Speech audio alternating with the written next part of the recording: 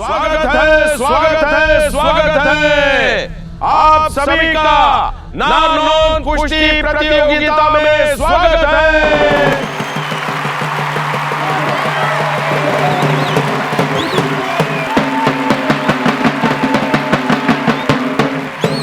आज हमारे दूसरे सेमीफाइनल में नारनौंद के ओम प्रकाश लाल भिड़ेंगे लाडवा के अनिल कुमार से।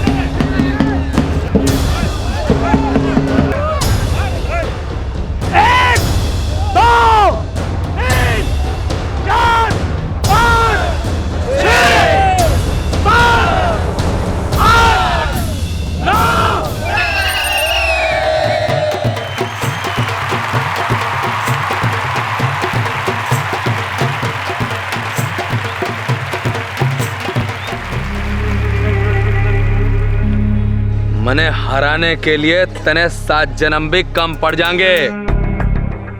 इस पूरे हिसार में ऐसा कोई ना जो मैंने टक्कर दे सके।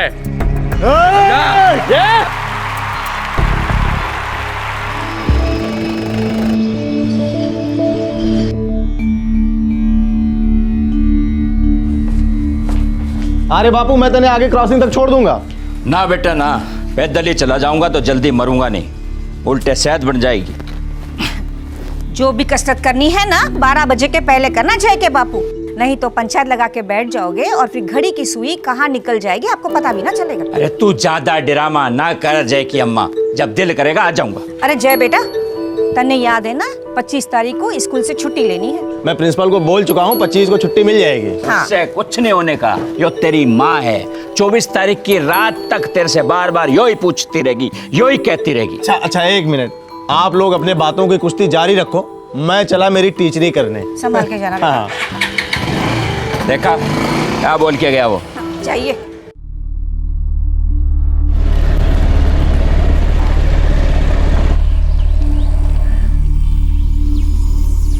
मास्टर घर से निकल चुका है।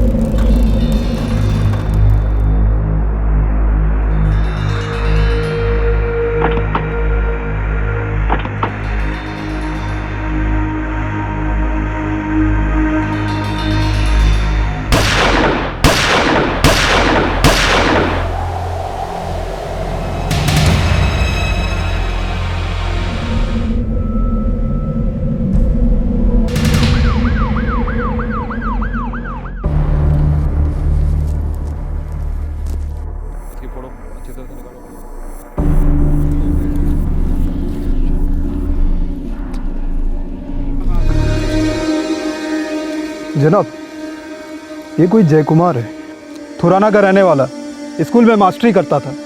बॉडी को पोस्टमार्टम के लिए भिजवाओ।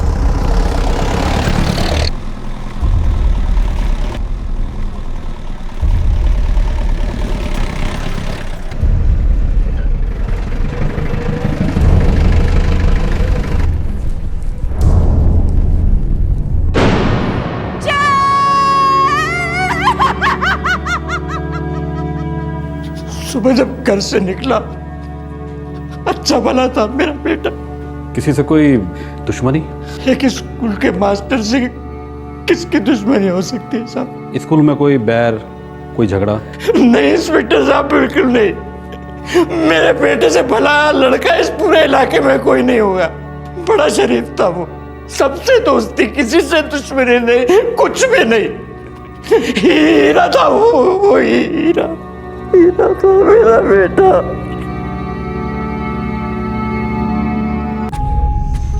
चार गोलियां दाग दी गई पॉइंट ब्लैंक रेंज से, 2 सीने में, एक पेट में और एक लिंग पर। मौत शायद पहली गोली के बाद ही हो गई थी। इतने करीब से 4 गोलियां? बड़ी गहरी नफरत होगी। किसी को एक स्कूल मास्टर पर इतना गुस्सा कैसे हो सकता है? मास्टरी इसका पेशा था सैनी। ये मत भूलो कि ये एक जवान मर्द था, किसी का बेटा, किसी का दोस्त, शायद किसी का प्रेमी और पक्का किसी का दुश्मन।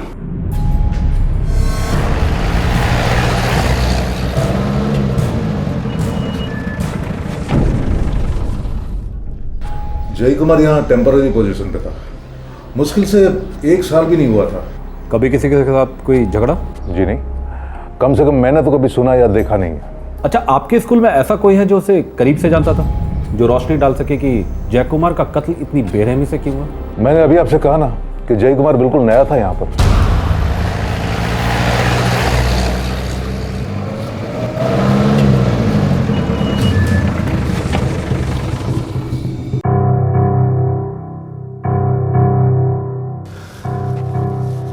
ये जय कुमार रोज इसी रास्ते से स्कूल आता जाता था? जी जनाब, जय कुमार के बापू ने यही रास्ता बताया।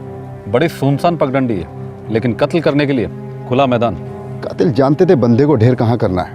पूरी मूवमेंट स्टडी की होगी जय कुमार की। शायद बीच रास्ते में इंतजार किया होगा, फिर पीछा किया और यहाँ दबोच लिया। थुराना जय कुमार का गांव मुश्किल से 2 किलोमीटर दूर है यहाँ से। हमारे सवालों के जवाब भी थुराना में मिलेंगे सैनी। रामपाल जनाब, इसके गांव में चुपचाप पता लगाओ इसके यार दोस्तों से, कौन इसके खून का प्यासा था और क्यों।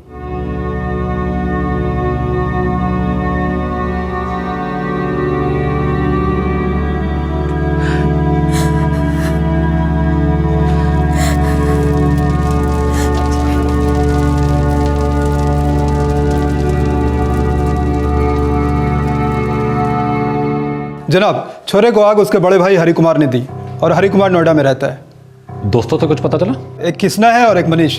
गांव वाले बताते हैं कि ये दोनों जय कुमार के लंगोटिया यार थे, लेकिन शमशान में दिखाई नहीं दिए। और सुना है जब से गोली चली है दोनों गायब है। जय कुमार के बापू तो हैरान थे कि दोनों ना तो कंधा देने आए और ना आग। इन्हीं से हमारा खाता खुलेगा रामपाल। दोनों रहते कहाँ हैं?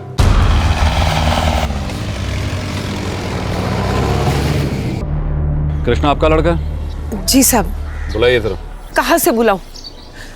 जब से वो बेचारा जय कुमार ढेर हुआ है, हमारा कृष्णा भी कहीं चला गया है। कहाँ चला गया? अरे मैंने पता होता तो बता ना देती। अकेला गया?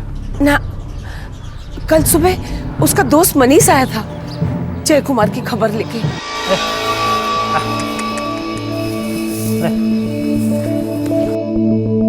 कृष्णा, हे कृष्णा, कृष्णा, अपने जय कुमार पर फायर हो गया है, खत्म हो गया वो।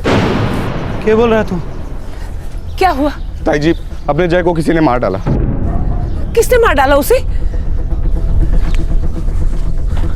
मैं क्या कुमार, उन्होंने मारो। अरे कृष्ण बेटा सुन तो। अरे फिक्र ना कर अम्मा, मैं भी गया और भी आया। बहुत डरे हुए थे दोनों, पता नहीं क्या बात है। कृष्णा का मोबाइल नंबर दीजिए। ए जी सुनते हो, कृष्णा का फोन नंबर क्या है?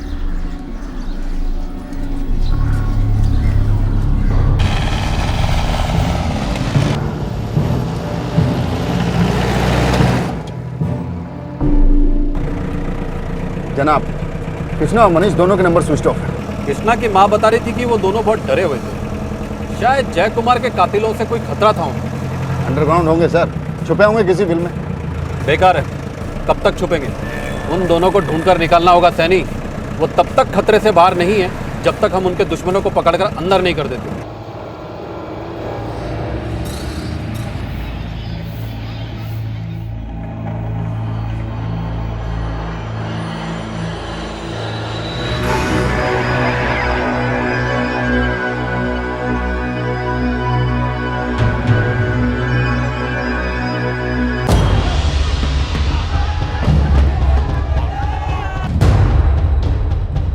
मने हराने के लिए तने 7 जन्म भी कम पड़ जाएंगे। ओम भैया, आप बोलो तो आपके लिए भी एक ड्रिंक बनवाऊं। ओम मास्टर की खुशी में। मैं दूध पीता हूं या तो फिर खून। मास्टर का चख लिया, पर उन 2 पिल्लों का खून पीना अभी बाकी है। बड़ा तेवर दिखा रहे थे ना वो कमीने। ओम प्रकाश, ये जो दूसरे 2 लौंडे हैं, इनका खून महंगा पड़ेगा तुझे।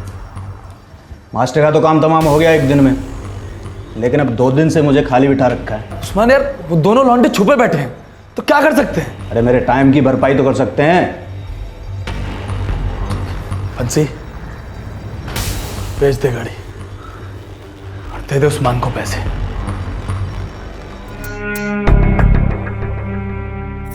जब तक उस कृष्णा और मनीष को फड़फड़ा कर मरता हुआ न देख लूं, मेरे कलेजे को ठंडक नहीं पहुंचने वाली। कुछ खिलाड़ी हारने को बेइज्जत होने के बराबर समझते हैं और फिर दस्तक देती है बदले की भावना। इंतकाम की चाह अब सिर्फ खेल के मैदान तक ही सीमित नहीं रह जाती। हारा हुआ खिलाड़ी अब जीतने वाले को अपना निजी दुश्मन समझ बैठता है। लेकिन इस केस में यह सवाल उठ रहा था कि जीतने वाले पहलवान ओम प्रकाश को स्कूल टीचर जय कुमार से ऐसी भी क्या दुश्मनी थी? जनाब, कृष्णा और मनीष अभी तक पकड़ में नहीं आए। जल्दी ढूंढो सैनी, अगर उनके दुश्मनों के पकड़ में आ गए तो बहुत देर हो जाएगी। एक काम की खबर मिली है। क्या है? ये मास्टर जय कुमार जो था, इसे पहलवानी का बड़ा शौक था। अजीब लगा कि एक स्कूल का मास्टर कसरत और कुश्ती पसंद करता है। शायद इसका अपने केस से कोई ताल्लुक हो। जनाब इंस्पेक्टर साहब, कुश्ती हमारे लिए पवित्र है, सदियों से चली आ रही है। हमारे नारनौद गांव में सालाना दंगल में शामिल होने के लिए हिसार जिले के 21 गांव के पहलवान शामिल होते हैं। सर जी, कभी आप भी आकर देखिए, बड़े कांटे की टक्कर होती है। अरे साहब, पिछले साल तो सभी लोग चौंक गए। नया नया छोरा थुराना गांव का जय कुमार विजेता को मार गया। किसी को यकीन ही नहीं हुआ। क्यों? सर, वो जय कुमार कोई पहलवान तो था नहीं, बस शौकिया तौर पर 2 हाथ आजमाता था। पेशे से वो स्कूल मास्टर था और पहली बार उतरा था और उतार दी इज्जत उस ओम प्रकाश की। कौन ओम प्रकाश लाल? ओम प्रकाश लाल पिछले 3 सालों से जीतता आ रहा था। पहलवानों में पहलवान है, लेकिन जब जय कुमार ने उसे चित कर दिया तो इतना सा मुंह हो गया था ओम प्रकाश लाल का। मने हराने के लिए तने 7 जन्म भी कम पड़ जाएंगे। इस पूरे हिसार में ऐसा कोई ना जो मैंने टक्कर दे सके।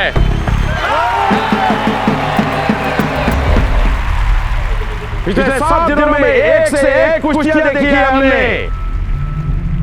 ऐसे ऐसे दांवपेच जो पहले कभी नहीं देखे गए थे। और आज है फैसले का दिन और फाइनल में पहुंचे हैं नारनौद की शान ओम प्रकाश लाल। पिछले 3 साल से विजेता का खिताब जीतने वाले ओम प्रकाश लाल का सामना करेंगे थुराना के जय कुमार।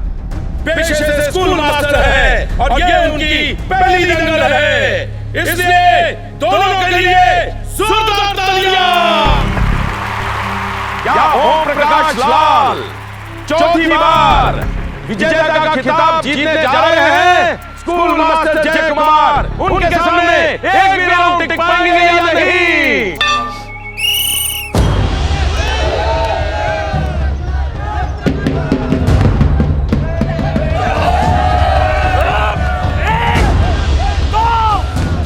पिछले 3 सालों में कुश्ती का फाइनल धुआंधार रहा है, लेकिन लगता है इनका तो कोई चांस ही नहीं है।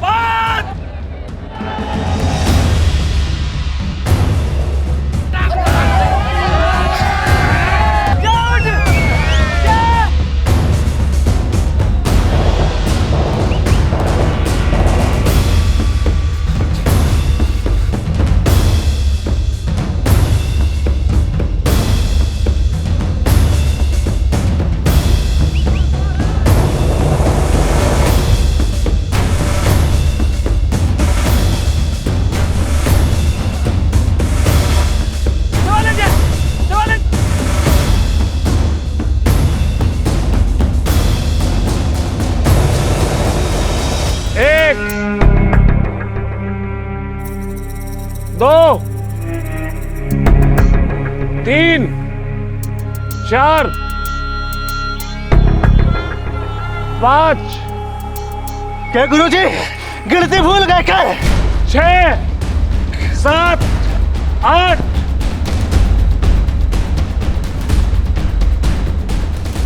9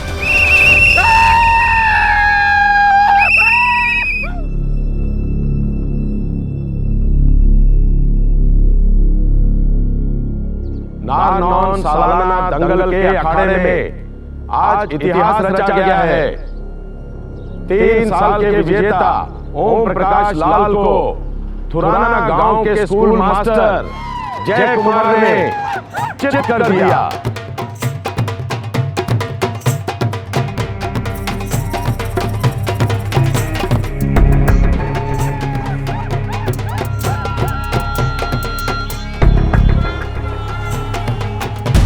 तो ये ओम प्रकाश लाल नारनौत का पहलवान है। जी साहब जी, बच्चा बच्चा जानता है उसे। ये ओम प्रकाश लाल जय कुमार से 2010 की दंगल में हारा था। ठीक 1 साल बाद अक्टूबर 2011 में जय कुमार मारा गया। सर, प्लानिंग पूरे 1 साल चली होगी। सैनी जी जनाब। नारनौत में हमारे सारे खबरियों को इतला कर दो। अपनी आंखें कान खुली रखो, लेकिन मुंह बंद रखना। इस पहलवान के सर पे खून सवार है, इसे तो चुपचाप ही धरना होगा, वरना बहुत खून बहेगा।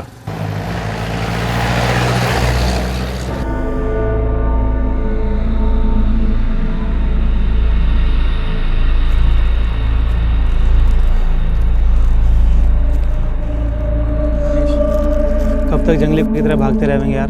पता नहीं यार मुझे भी बहुत डर लग रहा है। और सुनने में तो आया है कि ओम प्रकाश लाल ने अपने दोस्त गुरुदेव और बंसी की मदद से कानपुर से किसी को बुलवाया है। मतलब पेशेवर हत्यारा जिसने अपने जय भाई को मार डाला। और वो हमें ढूंढ रहे हैं। देख लेना वो हमें ढूंढ लेंगे और उसके बाद दौड़ा कर मारेंगे। कभी सोचा भी ना था ये साला ओम प्रकाश दुश्मनी इस हद तक ले जाएगा। यार मनने तो लगा था कि नारनौत पुलिस चौकी में मामला सेटल हो गया था। अबे बड़ा मजा आया था, उन सालों को हरा के उस दिन मजा आया था।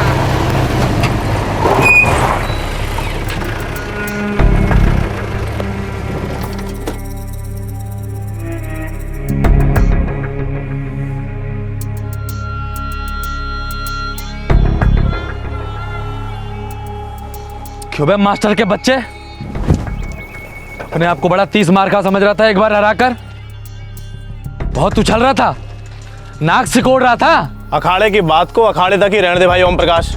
अभी रास्ता छोड़, हमको जान दे। ले छोड़ दिया रास्ता, निकल जाए यहाँ से। है पिछवाड़े में दम तो निकल जाए यहाँ से। ओए मनीष, किसना और क्या कह रहे थे पहलवान साहब कि पूरे हिसार जिले में कोई माई का लाल नहीं पैदा हुआ है जो ओम प्रकाश लाल को हरा सके। हाँ, हमने तो धूल चटा दी थी।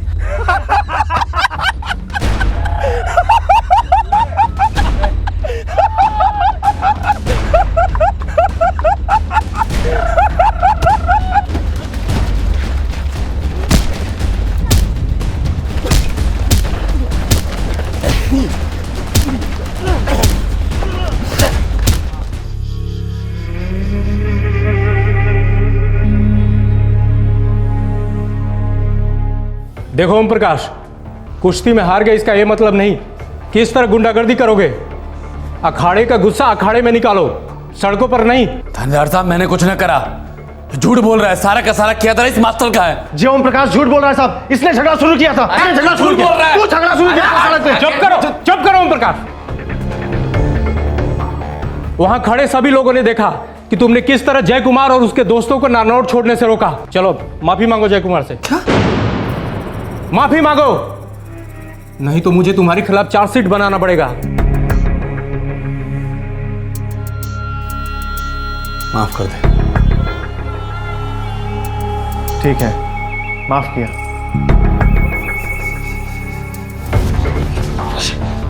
सुन लो तुम दोनों, खेल कूद में हारने का ये मतलब नहीं कि जिंदगी में हार गए। कुश्ती में हारने से कोई छोटा बड़ा नहीं होता।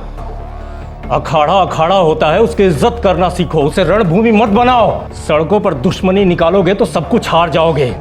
दुश्मनी में कोई नहीं जीतता, समझे? चलो निकलो यहां से।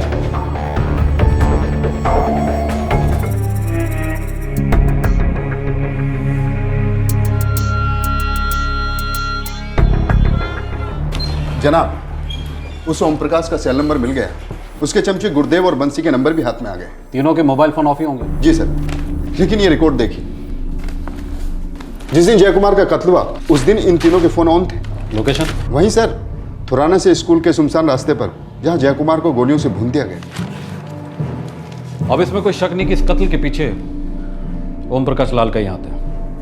वो कृष्णा और मनीष की कोई खबर? नहीं सर, अभी तक कोई खबर नहीं मिली। खबरियों की पेमेंट डबल कर दो सैनी। उन्हें किसी भी हालत में ढूंढ के निकालना है, वरना समझो गए।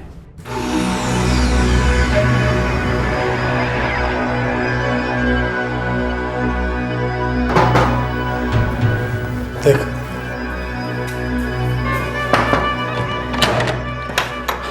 भैया उन दोनों चूहों का पता चल गया। कहाँ है वो साले? तुराना से 5 किलोमीटर दूर एक टूटा फूटा मकान है और वो जमीन उस मनीष के बाप की, वहीं पर है दोनों। वहीं गाड़ देंगे इस सालों को। मुझसे माफी मंगवाई थी ना उस कमीनों ने। चलो।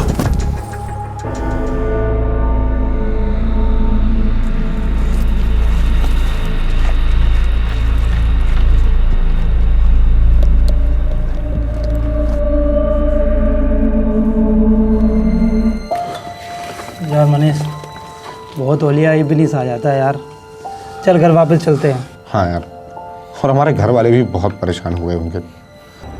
लेकिन कहीं बीच में साला ओम प्रकाश का बच्चा मिल गया तो पता चला कि हम यहाँ से निकले और साला बीच रास्ते में बैठा हो खूंखार शेर की तरह। साला सर फिरा, खेल में हार गया तो हमारी जान के साथ खेलेगा।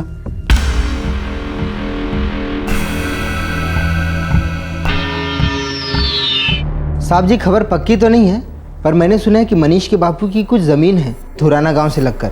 वहीं पर एक टूटा फूटा मकान भी है। मुझे लगता है दोनों लड़के वहीं छुपे हुए हो सकते हैं। जितना जल्दी हो सके उस घर का पता लगा। हो जाएगा साहब जी। अब हार जीत का फैसला जिंदगी और मौत का हो गया।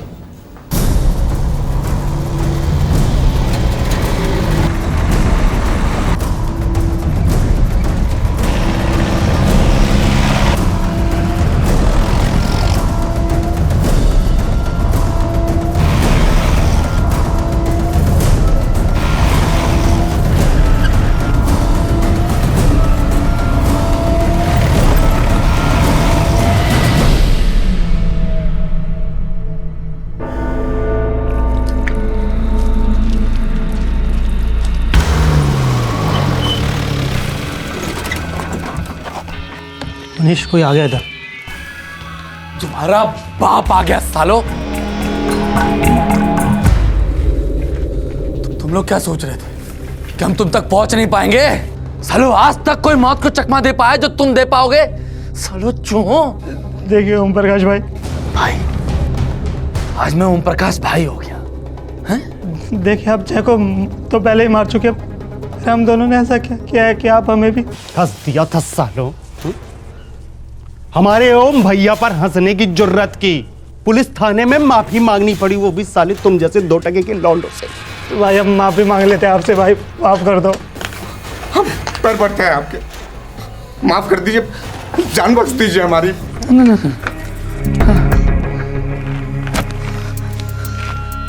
मेरे हाथों मरने के लिए ये दोनों अभी बहुत छोटे हैं।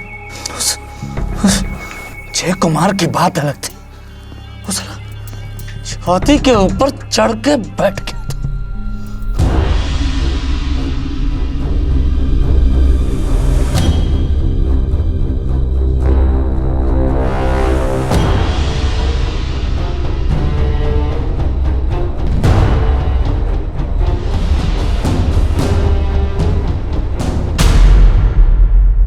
हाँ मास्टर के बच्चे, मैं कभी अपने वादे से मुकरता नहीं, खासकर अगर वादा मैंने खुद अपने आप से किया हो।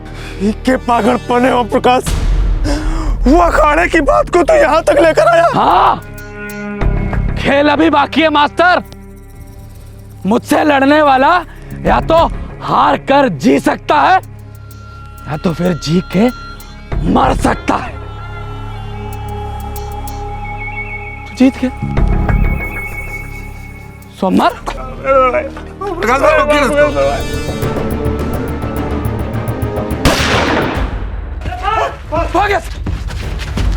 पकड़ो सालों को।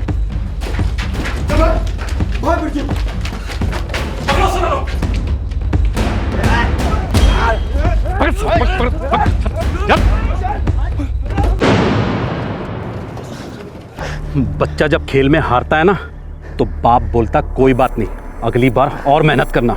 लेकिन शायद तेरे बाप ने तुझे हारना नहीं सिखाया होगा और अब ये सीख लेने के लिए तू बच्चा नहीं रहा और ना ही मैं तेरा बाप हूं। अब जिंदगी भर जेल में तो खुद से कुश्ती लड़ेगा, ना जीतेगा ना हारेगा, सिर्फ पछताएगा। अंदर डाला से।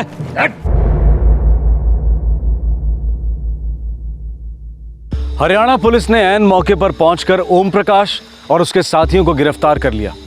अगर पुलिस चंद सेकंड भी लेट हो जाती तो जय कुमार के साथ साथ उसके दोस्त मनीष और कृष्णा की भी गोली मारकर हत्या कर दी जाती। ओम प्रकाश, उसके साथी और किराए का हत्यारा अब पुलिस कस्टडी में है, लेकिन 25 वर्षीय जय कुमार अब इस दुनिया में नहीं रहा। खेल खेल ना रहा, हार का घाव नासूर बन गया, जिससे बहते नफरत के मवाद में एक मासूम जिंदगी बह गई।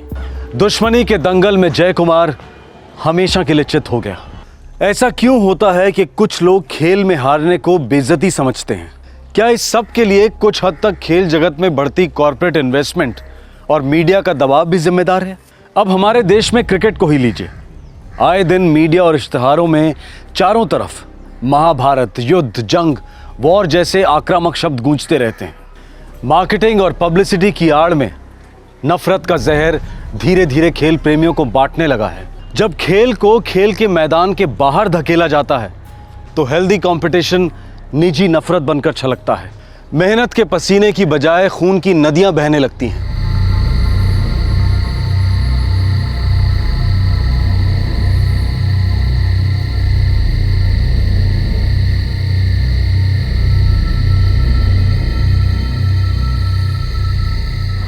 दिसंबर 2010, अहमदाबाद का सुनसान एसजी हाईवे और ठंड की चादर में लिपटी एक रात।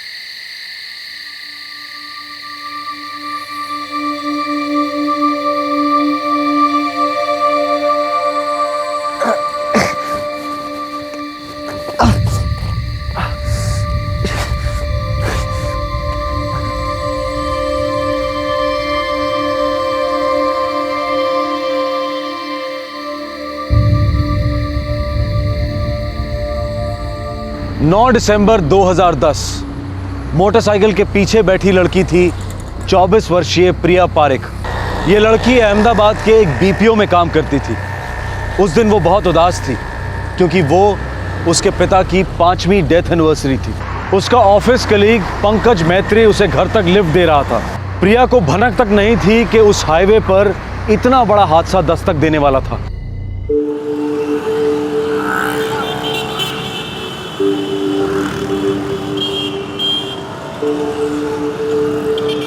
ओम अपवित्रः पवित्रो वा सर्वस्थां गतो अपि या स्मरेत पुण्डरीकाक्षः ब्रह्माभयन्तरः शुचिः। ओम विश्वदस्वः मारुतः प्रश्नमात्रः विदधे सुजगमयाः अग्निजीभ्यः मानवाः सुरक्षसो विश्वेन देवाः सागमिन्नः भद्रं कर्णेभिः शृणुयाम देवहितं यदायुः नश्चक्राजरसं तनूनां पुत्रासो यत्र पितरो भवन्ति सह पत्नीः सह कन्याः चतुर्थः वर्षः। ले बेटा, प्रिया, कम से कम आज तो ऑफिस से छुट्टी ले लेती। श्रिया भी कॉलेज जा रही है, तेरे पापा की बरसी है आज बेटा, और अकेले में मेरा दम घुटता है। ऑफ तो मैं भी लेना चाहती थी माँ, लेकिन सीनियर ने बिल्कुल मना कर दिया। हो सके तो मैं 1 आध घंटा जल्दी आ जाऊंगी आज। माँ, मैं आज कॉलेज नहीं जाने वाली, मैं पूरा दिन आपके साथ रहूंगी। अपना ख्याल रखना, हाँ, संभाल के जाना। चलो श्रिया, आज तुम्हारे पापा जिंदा होते ना तो अभी तक तो तुम्हारी दीदी की शादी हो गई होती। माँ, 4 साल से पापा की बरसी में तुम यही रट लगाई बैठ जाती हो। बेटा, दिल हल्का हो जाता है मेरा। लेकिन माँ, दिल भारी करती ही क्यों? दीदी अपने काम में बहुत खुश है, हम सब एक दूसरे का सहारा बने हुए हैं। और क्यों इतनी उतावली हो रही हो दीदी को घर से भगाने के लिए? बेटा, बुरा लगता है मुझे कि शादी की उम्र में वो हम दोनों को संभाल रही है। बेटी अगर संभाले तो कौन सा माँ बाप हो गया माँ? 3-4 साल में मुझे भी नौकरी लग जाएगी, फिर हम दीदी के लिए एक अच्छा लड़का ढूंढेंगे। और वैसे भी दीदी की उम्र ही क्या है। लेकिन बेटा, तेरे पापा अगर होते ना तो। माँ, पापा हम सबके अंदर जिंदा है, और वो इस वक्त बोल रहे होंगे क्यों फिल्मी डायलॉग मार के बोर कर रही हो। माँ, मुझे बहुत भूख लगी है, कुछ खाए?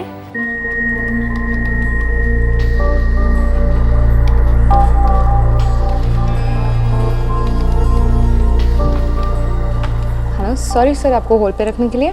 क्या अपना टेलीफोन नंबर बता सकते हैं? 97। एक सेकेंड ना सर, वेरिफिकेशन के लिए क्या मैं आपकी बर्थ डेट जान सकती हूँ? या okay.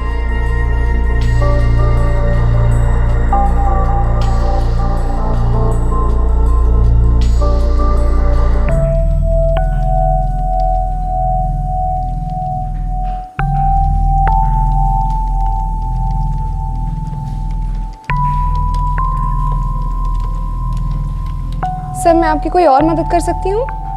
Have a good day. Hi प्रिया।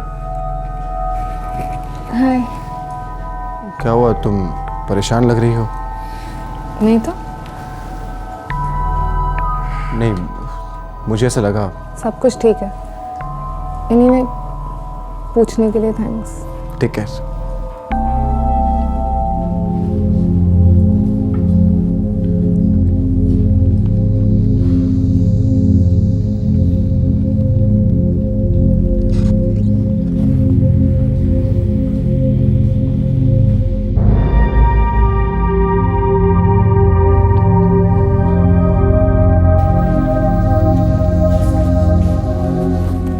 प्रिया, आज तेरे डैड की डेथ एनिवर्सरी है ना यार। मैं समझ सकती हूँ तू कैसा फील कर रही है। मैं अपने डैड को बहुत मिस करती हूँ दीदी। कभी कभी लगता है वो बहुत जल्दी चले गए। कितनी सारी चीजें करनी बाकी थी, कितनी बातें अधूरी रह गई है। सब कुछ वापस आ सकता है, लेकिन माँ बाप कभी वापस नहीं आ सकते। हाँ यार, ये बात तो तेरी बिल्कुल सही है। अच्छा, अब बिल्कुल चुप हो जा। मेरी शिफ्ट खत्म हो गई है, मैं घर जा रही हूँ। और जैसे ही तेरी शिफ्ट खत्म हो मेरे घर आ जाना, साथ में चाय पियेंगे, तेरा भी थोड़ा चेंज हो जाएगा। आएगी ना? ये हुई ना बात। चल घर पे मिलते हैं। बाय।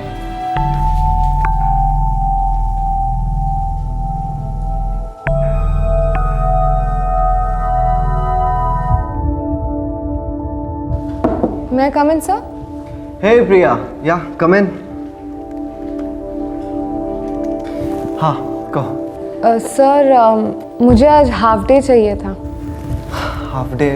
क्यों, कोई प्रॉब्लम है? हाँ, तबीयत कुछ ख़राब है।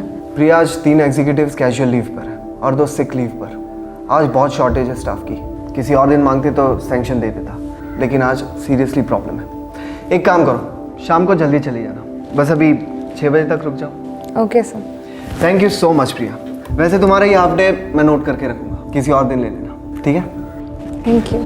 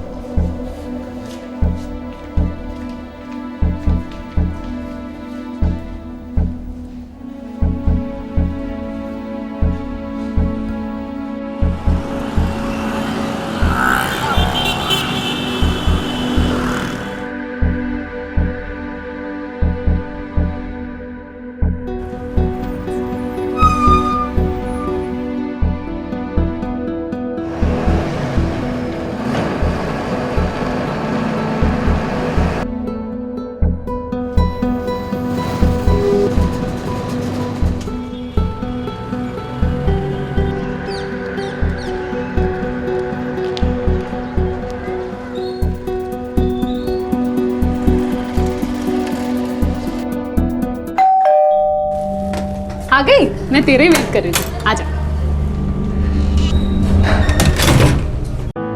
देख प्रिया, मेरी बात को गलत मत समझना, पर अब तुझे अपने डैड की डेथ को भुलाकर जिंदगी एक नए सिरे से शुरू करनी चाहिए। इस तरह उदास रहकर कैसे चलेगा यार?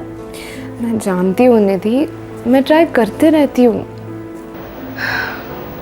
एक दिन इस खालीपन को जरूर दूर करूंगी। इस खालीपन से उबरने का एक रास्ता बता। एक हैंडसम सेंसिटिव बॉयफ्रेंड। अरे मैं सच बोल रही हूँ, बॉयफ्रेंड हर मर्ज की दवा होता है। अपने आप में इतनी बड़ी परेशानी होता है कि हर परेशानी छोटी लगती है। तो बहुत बुरी लड़की है निधि। मैं बुरी लड़की हूँ? आप तो बहुत अच्छी लड़की हैं। अच्छा एक काम करो, ये बॉयफ्रेंड का पाप तो मत करो, शादी की आग में कूद जाओ, बर्बादी.com पे कोई बकरा फंसाओ। शादी अभी कहाँ, अभी तो श्रेया का ग्रेजुएशन कंप्लीट होना है, उसको भी कोई अच्छी खासी नौकरी मिल जाए, तब तक मैं भी कोई सेविंग्स कर लूँ। माँ का ख्याल भी रखना है ना, तुझे तो पता है ना, पापा के ऐसे अचानक चले जाने के बाद घर में इमोशनल और फाइनेंशियल कंडीशन बहुत ही ख़राब थी। तभी थैंकफुली ये जॉब मिल गई, ये तो पता नहीं क्या होता। सब अच्छा होता और आगे भी सब अच्छा होगा। देख प्रिया, आंटी को, श्रेया को और तुझे एक फैसला तो लेना ही होगा। कौन सा फैसला? यही कि जिंदगी को डैड के चले जाने के बाद वाले नज़रिए से देखना छोड़ दोगे। बार बार एक ही चीज़ को रिपीट करने से कोई फ़ायदा है क्या? हाँ अरे निधि 8 बज गए यार, मैं घर के लिए निकलती हूँ। माँ और श्रेया इंतज़ार कर रहे होंगे ना। रुक, मैं तुझे ड्रॉप कर देती हूँ। अरे नहीं, रहने दे, मैं चली जाऊँगी। देख तू मुझे ड्रॉप करने आएगी, फिर से मेरे को तेरे घर पे आना पड़ेगा तेरे को ड्रॉप करने के लिए। रात भर बस एक दूसरे को ड्रॉप करते रहेंगे। अरे वो इडियट नंबर 1, सर्दी का मौसम है, सड़क सुनसान होगी और आप जैसी सुंदरी का अकेले जाना अनुचित है बालिके। कुछ भी, चली जाऊंगी। अच्छा रुक, मैं पंकज को कॉल करती हूँ। पागल हो गई क्या? नहीं, पंकज को कॉल मत कर। हाँ निधि बोलो। पंकज, तुम्हारी शिफ्ट 2 घंटे में खत्म होने वाली है ना? हाँ क्यों? तो 1 घंटे का ब्रेक लेके मेरे घर आ जाओ। पर क्यों? प्रिया मेरे यहाँ है, उसे घर ड्रॉप करना है।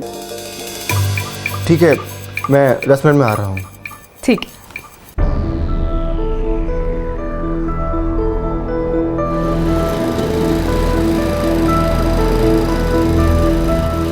Bye bye bye.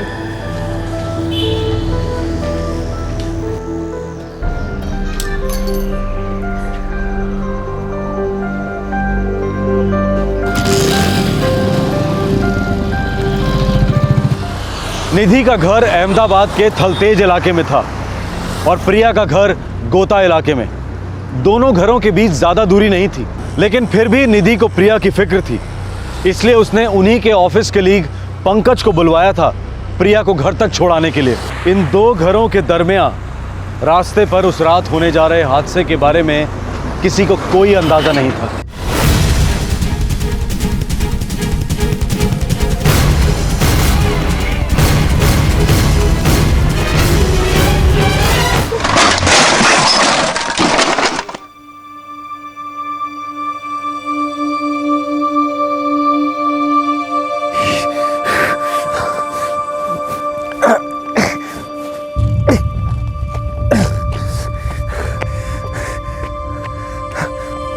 प्रिया, प्रिया, प्रिया उठो प्रिया। गॉड, प्रिया। हेलो, हाँ पंकज, प्रिया को ड्रॉप कर दिया? नहीं यदि हमारा एक्सीडेंट हो गया है। क्या? कैसे? प्रिया कैसी है? मुझे लगता है ये बेहोश हो गई है। कहाँ हो तुम लोग? हम लोग हाईवे पर हैं। तुम वहीं ठहरो पंकज, मैं कुछ करती हूँ।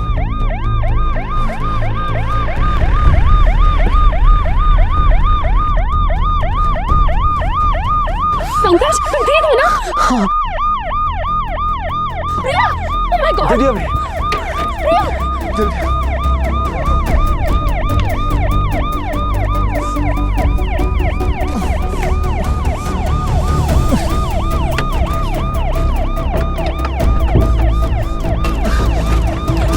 प्रिया!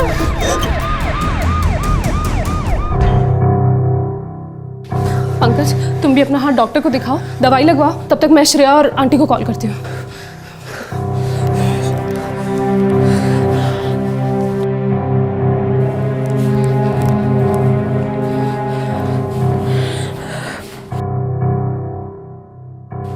डॉक्टर, प्रिया कैसी है? आई एम सॉरी, इन्हें हलाने से पहले इनकी डेथ हो चुकी थी।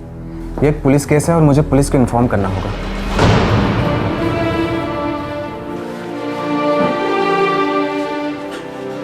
निधि, प्रिया ठीक है ना? निधि, निधि कैसी है प्रिया? कहाँ है वो? मुझे मिलना है उससे। दीदी दीदी बोलिए ना, प्रिया दीदी कहाँ है? कैसी है वो? प्रिया हमारे बीच में नहीं रही। क्या बकवास कर रही है तू? मैं नहीं मानती, मुझे मेरे प्रिया से मिलना है। कहाँ है वो? दीदी मान नहीं सकती।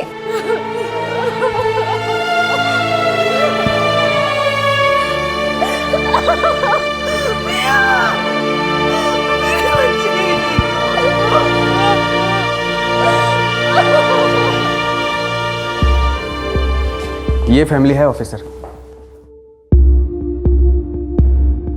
सर, मैं प्रिया को ड्रॉप कर रहा था। पता नहीं कैसे उसका दुपट्टा मेरे बाइक की व्हील में फंस गया। मुझे झटका फील हुआ और मैं कंट्रोल खो बैठा। बाइक कहाँ है तुम्हारी? वहीं हाईवे पर, जहाँ से हमें एम्बुलेंस ने पिक किया था। एम्बुलेंस कैसे पहुंची वहाँ?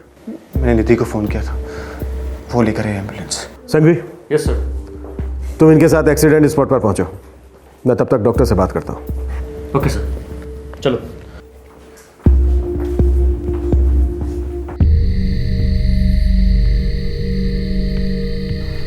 लड़की पिछली सीट पर बैठी थी? हाँ, हम थलतेज से आ रहे थे। बाइक की स्पीड क्या थी? 90 की। ट्रैफिक नहीं था इसलिए। पूरे एक्सीडेंट साइट का नक्शा बनाओ और इस बाइक को हिरासत में ले लो चेकिंग के लिए, और इस दुपट्टे को भी।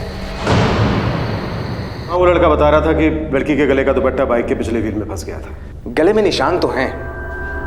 किस तरह की इंजरीज? खरोंचे। कोई फ्रैक्चर? No fractures. डॉक्टर, ये आपको थोड़ा अजीब नहीं लगा? हाँ, मुझे अनयूजुअल लगा, तभी मैंने ये बात फैमिली के सामने नहीं उठाई। बाइक पलट गई, लड़की के गले का दुपट्टा बाइक के पिछले व्हील में फंस गया, जिसकी वजह से लड़की की मौत तो हो गई, लेकिन उसकी कोई भी हड्डी नहीं टूटी। लड़के के हाथ में भी एक मामूली सी चोट है और पैरों पे कुछ खरोंचों के निशान। बस एक और चौंकाने वाली बात है इंस्पेक्टर। वो क्या डॉक्टर? लड़की के हाथ में जो निशान है, ये बाइक के गिरने के निशान नहीं है, ये नाखून के हैं। मुझे तो दाल में कुछ काला नजर आ रहा है डॉक्टर। मुझे भी, क्योंकि सिंपल सा लॉजिक है। बाइक की व्हील में अगर लड़की का दुपट्टा फंसता है तो गले की हड्डी टूटनी चाहिए थी, लेकिन गले की हड्डी तो सही सलामत है। सर, आज प्रिया के फादर की डेथ एनिवर्सरी थी। वो काफ़ी डिस्टर्ब थी, इसलिए मैंने उसे अपने घर चाय पे बुलाया था। आप थलतेज में रहते हैं? जी। और प्रिया? गोता में। आपने अपने कलीग पंकज को कब बुलाया था कि वो आपके घर से प्रिया को उसके घर ड्रॉप कर दे? सर 8 बजे। और वो आपके घर से कब निकले? लगभग 8:30 बजे। पंकज का ये कहने के लिए आपको कब कॉल आया था कि उसका एक्सीडेंट हुआ? 10 से 10:30 के बीच में।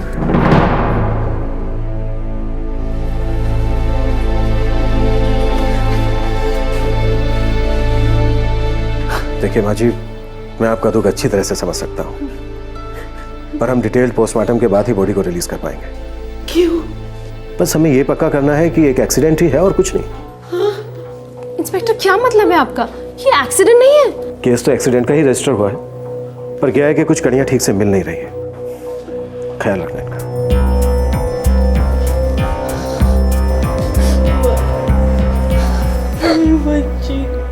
देखिए सर, ये मेरी ही गलती है कि मैं 90 की स्पीड पर जा रहा था। प्रिया का एक्सीडेंट मेरे ही कारण हुआ सर, और मुझे इस बात का बहुत दुख है सर। पंकज, मैं तुम्हारी हालत समझ सकता हूँ, पर क्या है कि केस मुझे थोड़ा सा अटपटा लग रहा है। अटपटा मतलब? मतलब अजीब। निधि के घर प्रिया को लेने तुम पहुंचे 8:25 को। जी। राइट। और वहां से निकले 8:30 बजे। और निधि को प्रिया के एक्सीडेंट की खबर दी तुमने 10:15 बजे। नहीं निधि, हमारा एक्सीडेंट हो गया। क्या? कैसे? प्रिया कैसी है?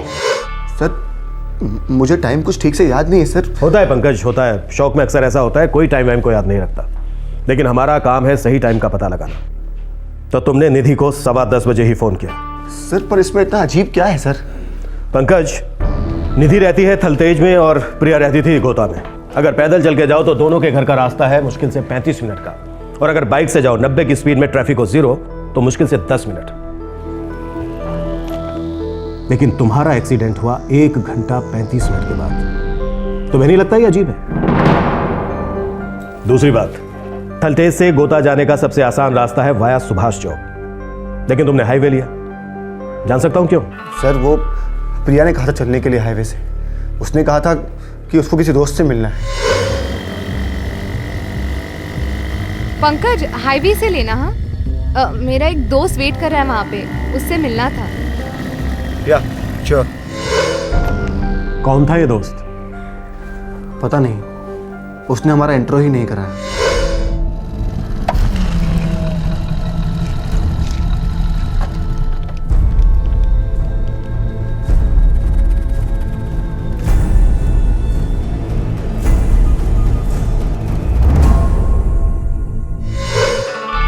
उसने हेलमेट पहना हुआ था।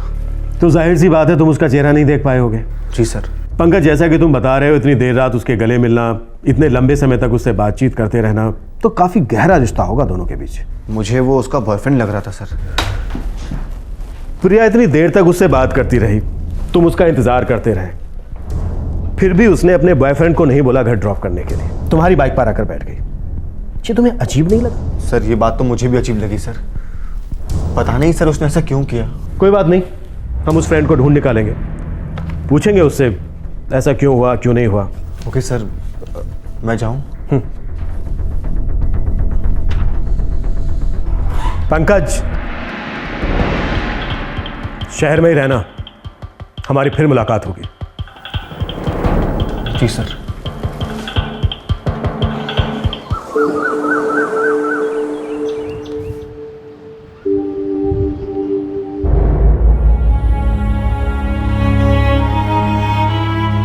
मैं नहीं चाहती थी साहब कि मेरी मेडिकल ऑफिस जाए।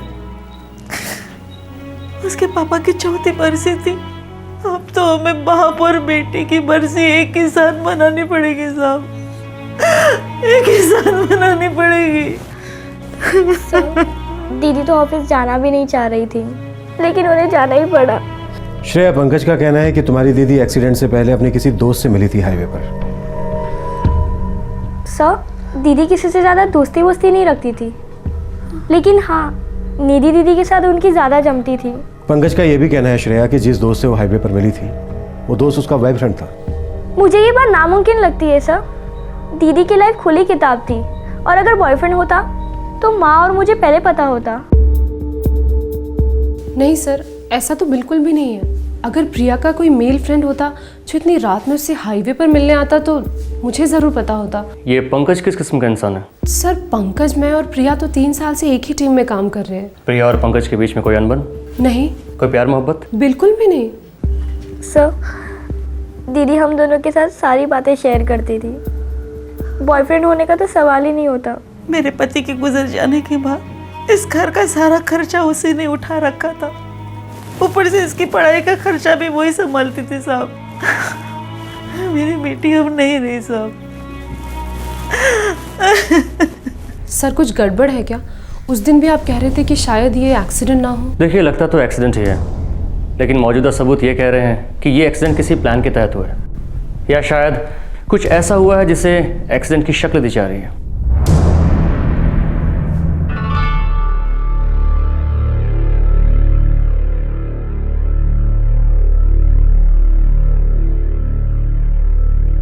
काफ़ी मेहनती लड़की थी प्रिया, कभी भी अपने काम में कोई कमी नहीं आने देती थी। ये हम जानते हैं, हम बस प्रिया की पर्सनल लाइफ के बारे में जानना चाहते हैं।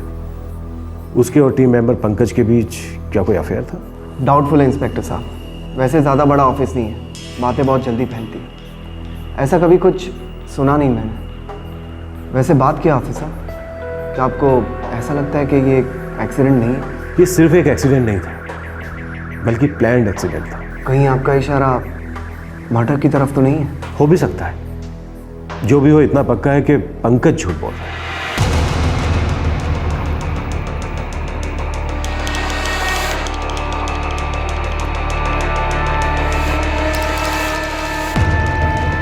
जी सर। हमें लगता है तुम्हारा जो एक्सीडेंट हुआ वो कोई एक्सीडेंट था ही नहीं। मुझे नहीं पता आप क्या कहने की कोशिश कर रहे हैं, लेकिन वो एक्सीडेंट था, बहुत बुरा एक्सीडेंट। मैं ये जानता हूँ कि तेरे और प्रिया के बीच कुछ था, और ये भी बहुत अच्छी तरह से जानता हूँ कि कोई एक्सीडेंट नहीं हुआ। सर आप क्या? चुपचाप खड़े रहे। जब भी बुलवाऊं सच बोलना।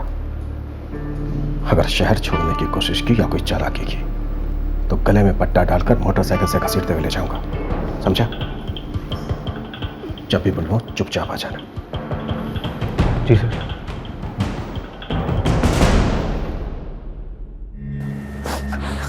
पहले तुम्हारे पापा हमें छोड़कर चले गए, फिर तुम्हारी प्रिया दीदी। पता नहीं श्रेया हमारा क्या होने वाला है बेटा। माँ तुम फिक्र मत करो, मैं जिंदगी भर तुम्हारी देखभाल करूंगी।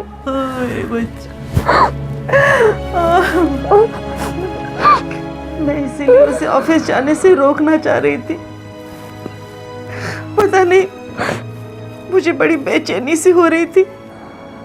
ना वो ऑफिस जाती, ना निधि के घर जाती, और ना हमारे बच्चे हमें छोड़कर जाती। मेरी प्रिया, मेरी बच्ची ने।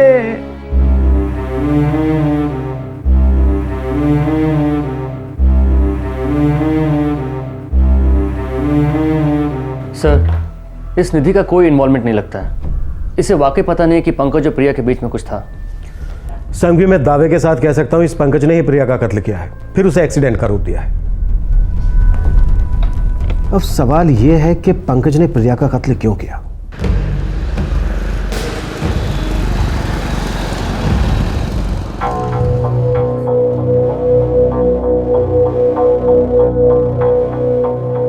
रात के 10 बजते ही हाईवे एकदम सुनसान हो जाता है, और इतनी ठंड में शाम 8:30 बजने के बाद ट्रैफिक बहुत धीमा हो जाता है यहाँ। संघवी, मेरे हिसाब से प्रिया को हाईवे से लाने से पहले ही मार दिया गया था। सर, दूसरी डिटेल पोस्टमार्टम रिपोर्ट आने तक हम कोई ठोस कदम उठा भी तो नहीं सकते। प्रिया की गर्दन पर गला घोटे जाने के निशान थे, और ये निशान दुपट्टे से ही हुए थे। लेकिन इस बात पर गहरा शक किया जा रहा था कि प्रिया का गला एक्सीडेंट में दब गया था या फिर जानबूझकर दबाया गया था। प्रिया के बदन के सबूत बार बार दस्तक दे रहे थे कि ये मौत एक्सीडेंट से नहीं हुई थी, बल्कि ये एक हत्या थी। जब दूसरी पोस्टमार्टम रिपोर्ट आई तब पुलिस का शक यकीन में बदल गया। हमने दोबारा से पूरा पोस्टमार्टम किया है। क्या फाइंडिंग है डॉक्टर? हॉस्पिटल की पहली पोस्टमार्टम रिपोर्ट के अनुसार प्रिया की मौत डेड ऑन अराइवल घोषित किया गया है। आई एम सॉरी, इन्हें हलाने से पहले इनकी डेथ हो चुकी थी। यही कोई 11:10 पर। लेकिन बॉडी के एनालिसिस के बाद हम कह सकते हैं कि इनकी मौत 9:30 से 9:50 के बीच में हुई थी। पंकज ने निधि को 10:15 बजे फोन किया एक्सीडेंट के बारे में बताने के लिए, यानी मौत के 25 मिनट बाद। मतलब आपका शक सही है, मौत हाईवे पहुंचने से पहले ही हुई होगी। एक बात और इंस्पेक्टर, प्रिया की मौत से चंद मिनट पहले इसके साथ रेप किया गया है। ताज़ा घाव है, सीमेन सैंपल से, फोर्स एंट्री है।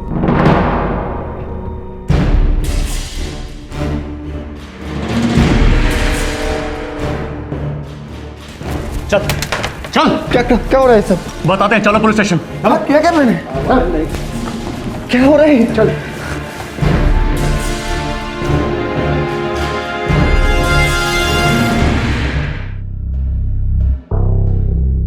प्रिया की मौत दुपट्टे से हुई जरूर है, पर उसका दुपट्टा मोटरसाइकिल के किसी व्हील में नहीं फंसा, बल्कि दुपट्टे से उसका गला घोटा गया है। गला घोटने से पहले उसके साथ बलात्कार भी किया गया है। देख, अभी वक्त है तेरे पास, सब कुछ सच सच बता दे, वरना तेरे हलक में हाथ डालकर फिर सच निकलवाऊंगा तुझसे। एक्सीडेंट हुआ था, ये दुपट्टे से गला घोटना, ये रेप, मुझे नहीं मालूम क्या कह रहे हैं आप। एक चांस दिया था मैंने तुझे। Sanghvi, yes sir. लॉकअप में डालो इसको, और ऐसा बिल्कुल नहीं लगना चाहिए कि हमने इसे टच भी किया है। पूरा एक्सीडेंट केस लगना चाहिए। उसके बाद हाईवे पर कोई साफ सुथरी जगह देखकर इसकी बॉडी को वहां फेंकवा दो। सर नहीं सर। और हाँ, मार डालने से पहले रिलीज फॉर्म पे इसके साइन जरूर ले लेना, ताकि दुनिया को लगे कि लॉकअप से निकला, हाईवे पर गया और किसी गाड़ी ने इसको उड़ा दिया। यस सर, ले चलो सर। क्या कर रहे हैं आप? मैंने कुछ रुकिए सर, मैं बताता हूँ। आखिरकार प्रिया की मौत का राज खुल गया। प्रिया का कोई एक्सीडेंट हुआ ही नहीं था, बल्कि उसका मर्डर हुआ था, कोल्ड ब्लडेड मर्डर। उससे प्यार करता था। प्यार करने वाले इज्जत और जान बचाते हैं। तूने तो दोनों ही लूट ली उस बेचारी की। उसने मेरे प्यार को ठुकराया था।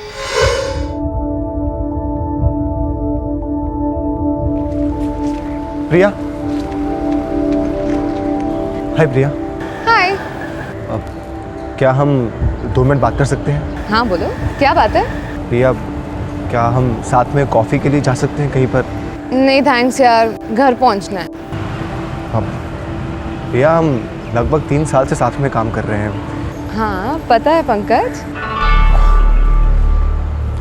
अब पता है, जब हम फर्स्ट टाइम मिले थे तब से मेरे दिल में तुम्हारे लिए फीलिंग्स है प्रिया। फीलिंग्स? कैसी फीलिंग्स? प्यार वाली feelings, romantic feelings. I love you Priya, I love you. Sorry Pankaj, लेकिन मेरे दिल में तुम्हारे लिए ऐसी कोई फीलिंग्स नहीं है। दरअसल मेरे दिल में किसी भी लड़के के लिए ऐसी कोई फीलिंग्स नहीं है। हम एक ऑफिस में काम करते हैं, अच्छे कलीग्स हैं, बस। जल्दबाजी में फैसला मत लो, थोड़ा वक्त ले लो। कुछ तो फीलिंग्स हो सकती है ना मेरे लिए। पंकज, मैं समझ सकती हूँ कि तुम्हें तुम्हारी फीलिंग्स एक्सप्रेस करनी थी, जो तुमने कर ली है, और मेरा जवाब भी सुन लिया है, जो आगे भी ना ही रहेगा।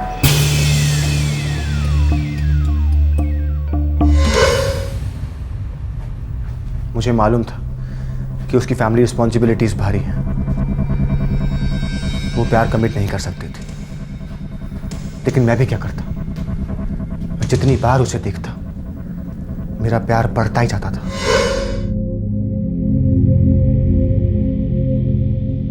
वो इतनी खूबसूरत थी, वो कुछ भी पहन कर आती, मेरी आंखें उस पर से हटती ही नहीं थी। मैं काम पर भी फोकस नहीं कर पा रहा था।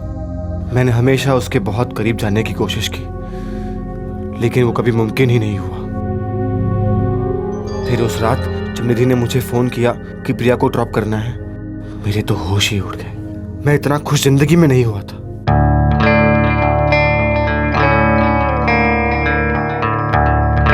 उस ठंड में उसने मुझे कसकर पकड़ा था। मैं इतने दिनों से उसके करीब होने के सपने देखता रहा, और ये रहे, वो मेरी ही बाइक पर मुझसे लिपटी हुई थी। पंकज, मेरा घर तो उस तरफ है, गोता में। हाँ हाँ जानता हूँ, बस 1 मिनट। यहाँ मेरे एक फ्रेंड से पार्सल लेना है, वहाँ से बाइक घुमाकर तुम्हारे घर चलेंगे।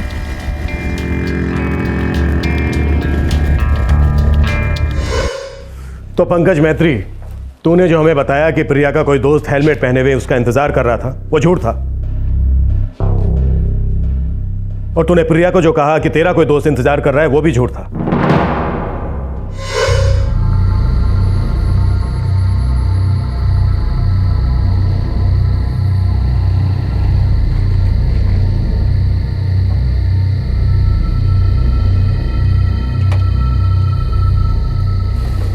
पंकज, तुम्हें मेरे दिमाग में कुछ हुआ, जैसे कि कोई तार टूट गई हो। मैं अपने आप को कंट्रोल नहीं कर पाया। अबे तो फिर उसे जान से क्यों मार डाला? हाँ,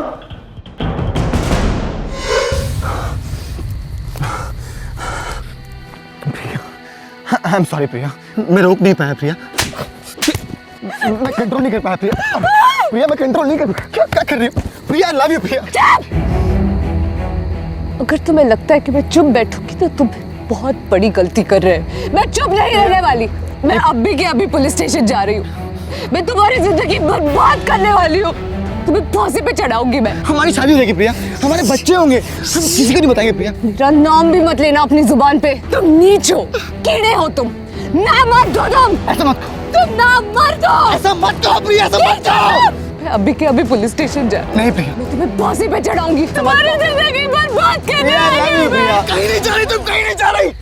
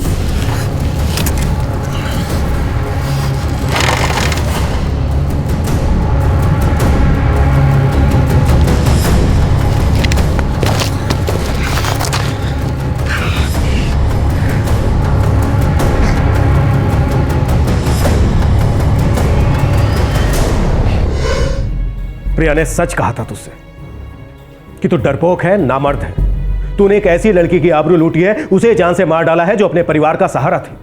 वो सारे फर्ज निभा रही थी जो समाज एक बेटे से अपेक्षा करता है। अरे उसमें था असली पुरुषार्थ। तू तो सच में नामर्द है। हम अपनी पूरी ताकत लगा देंगे तेरे खिलाफ तगड़ा केस बनाने के लिए। फांसी पर लटके हुए देखना चाहते हैं तुझे।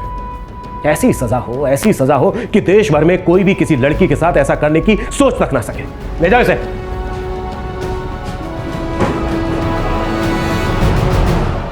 सिर्फ एक विकृत दिमाग ही ये सोच सकता है कि किसी औरत के बदन पर काबू पा लेने से वो उसके दिल को भी जीत सकता है।